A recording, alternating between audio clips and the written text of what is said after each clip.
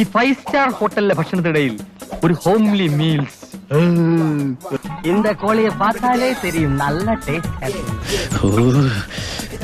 എനിക്ക് പ്രാന്ത. ഇതെല്ലാം എങ്ങോട്ട് പോകുന്നു?